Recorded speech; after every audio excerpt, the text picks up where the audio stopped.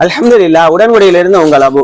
அதாவது சமுதாய நலனுக்காக, சமுதாயத்துடைய வளர்ச்சிக்காக ஒரு தனிநபரோ ஒரு குழுவோ கூட்டமைப்போ ஒரு இயக்கமோ ஒரு பள்ளிவாசல் ஜமாத்தோ நல்லது செய்யணும்னு சொன்னா அந்த தனிநபருக்கோ அந்த கூட்டமைப்புக்கோ அந்த இயக்கத்துக்கோ அந்த பள்ளிவாசல் ஜமாத்துக்கோ அவங்க வெறுக்கக்கூடிய எவனாவது ஒருத்தன் சமூகத்துக்கு நலன் நாடுறான்னு வைங்களேன், நல்லது செய்யறான்னு வைங்களேன், அப்பதான் இவங்களுக்கு செய்யணுங்கிற அந்த எண்ணமே வரும்.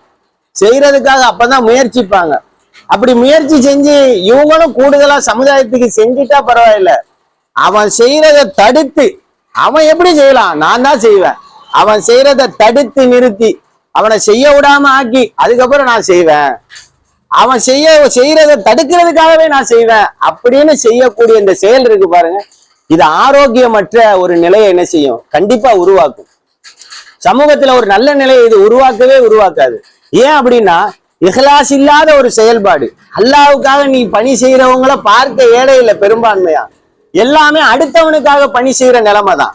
அவன் எப்படி செய்யலாம், நான் செய்யறதுதான் சரி, அவன் எப்படி செய்யலாம், நான் தானே அதை செய்யணும் அப்படின்னு சொல்லி இவ்வளவு நாள் சமுதாயத்தை பத்தி கவலை கொள்ளாதவன், சமுதாய இளைஞர்களை பத்தி கவலைப்படாதவங்க, மார்க்க மக்களுக்கு கொண்டு சேர்க்கலையேன்னு கவலைப்படாதவங்க, மார்க்கத்துல சொல்லப்படுற சட்டதிட்டங்களை சொல்லி சந்ததிகளை ஒரு ஆரோக்கியமாக ஒரு வலுவாக உருவாக்கணுமேங்கிற அந்த எண்ணம் இல்லாம ஒருத்தர் செய்ய ஆரம்பிச்ச பிறகு அவன் எங்களுக்கு பிடிக்கலைங்கிறதுக்காக, அவன் எவனுக்கோ பிடிக்கலைங்கிறதுக்காக அவன் எப்படி செய்யலாம், அவன் செய்யறதை நிறுத்துங்கள, அவன் செய்யறதை தடுங்கல, அவன் செய்யறதை எப்படியாவது ஒழிக்கணும் அப்படின்னு சொல்லி களத்துல இறங்குறான் பாருங்க.